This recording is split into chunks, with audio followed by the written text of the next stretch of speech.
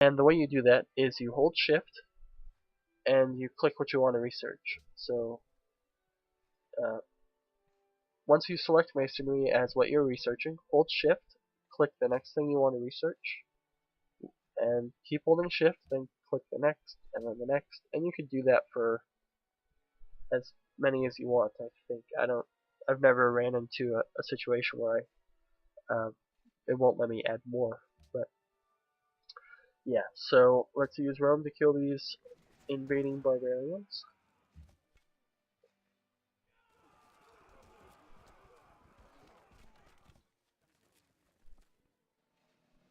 Alright, there we go. And now we get to promote these guys. They're attacking people on open terrain mostly, so I'm going to go ahead and get shock. That will help me out with the next barbarian wave that comes in. Okay. Oh, so they're using this, so I should probably try to improve that tile. I could maybe put a trading post or something there. Nah, I'm making quite a bit of money. It's okay. Come on, buddy. Build the road.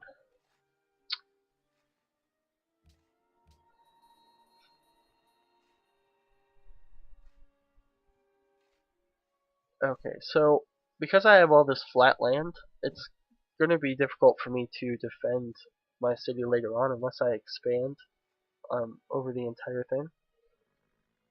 And maybe I can use this as a little choke point up here, or I don't want to expand too much because that helps with unhappiness and stuff like that. But yeah, I'm not sure what the borders of my nation should be, but it's okay. Figure it out. Let's fortify that unit. Man, the Iroquois are all over me this game. They're everywhere. I guess they really want to scout out my land. Maybe they're planning some kind of attack or something. But I doubt the AI has that much depth. But you never know. These games are getting more and more sophisticated every time.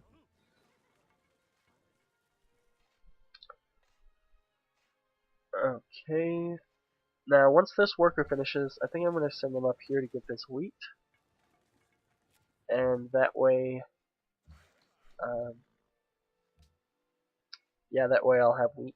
So, wheat is always good. Can't have sandwiches without bread, right? So, I guess it's time to go for another expansion. I'll just build a settler there, and I can use... I'll have to build another army unit as well. Let me change this. I'm gonna build an archer first, and then I'll build a settler. Oh, here we go. Show queue. So what I'm doing here is adding units to the construction queue. So I'm going to go ahead and put the archer first, and then it'll build a settler right away. And these queues make it really easy to manage your cities as far as what they're building, manage your research as far as what they're researching, and all that stuff. So yeah, it's always important to, well, you don't necessarily have to set up a queue, but it makes your game easier as you get further and further along. Because once you have, I don't know, 20 cities maybe, you don't necessarily want to be telling half of them what to do every turn. So instead you could set up a queue of like 4 or 5 buildings or units, and that way you don't necessarily have to be checking them constantly. And it just makes your game a lot easier later on. And if you decide to play online, and you have like time limits for your turns, setting up those queues is really useful because you can focus your time on other things. So, or if you're playing with friends, you know, and you're taking an hour to do one turn, they're gonna be like, "Hey, buddy, let's step it up a notch here," right? So let's go ahead and build a farm for the wheat. Antium, man, growing like a champ down there. I'm going to go ahead and add a queue. I'm going to add a worker to this so he can start improving Antium. And I'll just use this worker to improve crewmate out here. Alright, so let's go ahead to the next turn. And this stage of the game, it's all about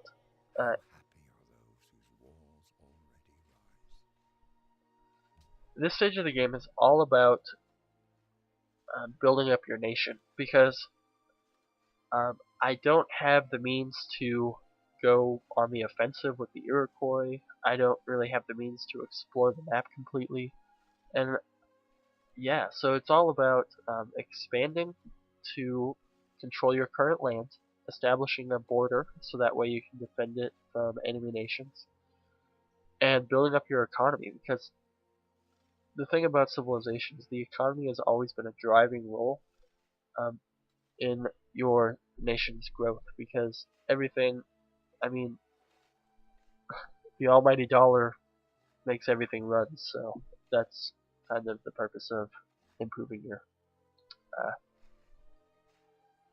economy, right? So let's go ahead, we'll keep going. What is this worker doing? No, build it through the hill. He's trying to build a... Okay, so he's building a road. He's going to go around this way. I don't want him to do that. I want him to just go right through. And the reason for that is because roads do cost 1 gold per turn. And I don't want him to be spending... I don't want to be spending extra gold to go around this hill, when I could just spend an extra turn or so to get it at the same time. Let's go ahead and build a trireme in this one, so that way I can explore my coastlines throughout across the entire continent that I'm on. And maybe I'll discover some islands or something, and I can start exploring the world as a whole. So let's build a road there. So basically, sometimes it's important to use those automated features like automated explorer, build a road to, but sometimes you have to keep an eye on it because it's going to do some funky stuff sometimes. So yeah, this archer. The thing about ranged barbarian units is they will range attack your units and basically kill your units if you don't respond. So that's why I used my capital to attack it and then sent my warrior out there as quick as possible. So yeah, the addition of Stonehenge is making me adopt policies pretty quickly. So I'm going to I'll go ahead and get oligarchy. I think that's how you pronounce it. Oligarchy. Yeah. And that way I can defend my units defend my borders even easier. So, and I expect my borders to start expanding pretty quick here. Look at all these purple tiles. I think the purple tiles are ones that the city's about to expand to culturally. As you can see, 2 turns until border growth. So it's going to expand to one of these tiles. So if you're wondering what those purple tiles means, that's what it means. So yeah. So Kume wants silk, Antium wants incense, and Rome wants whales. Well, unfortunately I can't get any of those. So yeah, sorry buddy. So construction's almost done, then it's going to mathematics and then currency. So then I'll be able to build some marketplaces and really improve my economy. And Rome, I'm going to add this national college to my queue. And a big way to get an advantage in Civilization 5 is to have a strong science department, basically. And so that's why I'm putting a lot of effort into getting libraries in these colleges, because for the most part it's better to have a higher technology unit than to have more low technology units. Because in the real world, what's going to win? 25, people with axes or a tank, right? So that's kind of gives you an idea of what I mean by technology. Yeah. So I am kind of lagging behind, I think, because it's on Prince and it's a little bit harder. So I'm going to go ahead and build a road to connect my wheat to all my other cities. I'm not sure. I don't think wheat necessarily gives the bonuses like it did in Civilization 4, and I think 3 did it as well. But they had this other method of controlling a civilization's well-being, and that was with health. And I haven't run into that yet, so not sure if they're going to be implementing that in this version. Maybe in a patch or something. I don't know. I've never actually gotten a patch for any Civilization game, so I don't know how that's going to work. So I'm going to connect Kume in a couple moves here, and then I'm going to build a pasture there, and hopefully that will boost my economy up some more. The more trade routes you establish, the more gold you're going to be making. See, I'm already making 5 gold from trade routes to my capital, so hopefully that will help. Yeah. But my expenses are getting up there. Unit maintenance is always a big one. Tile improvements going to be big once you start building roads. And then building maintenance, of course, is going to be up there as well. So construction is going to be done, then I'm going to be doing mathematics. And mathematics will allow me to build ballistas. 3 things are to be looked to in a building: that it stand on the right spot, that it be securely founded, that it be successfully executed. So, with construction I can build a coliseum, which increases my city's happiness, or my overall happiness.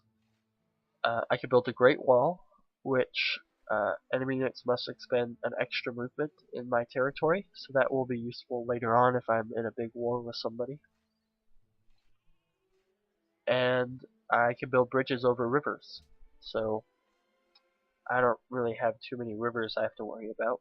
I have one river right here, if you can see that, just a little tiny one. The advantage of rivers and lakes is they are considered freshwater, and when you get the research civil service, it allows you to, well, civil service will irrigate any land around it and give it extra food, so that's good, as long as it's freshwater. So can't really water your plants with seawater; they'll probably die from salt intake, I guess. So yeah. So there's my trade route. It was established, so it gave me a little bit extra gold there. So I'm going to go ahead and build this pasture, and then I'm going to go down here and build a pasture on these horses, and I'll tell you a little bit about the strategic resources.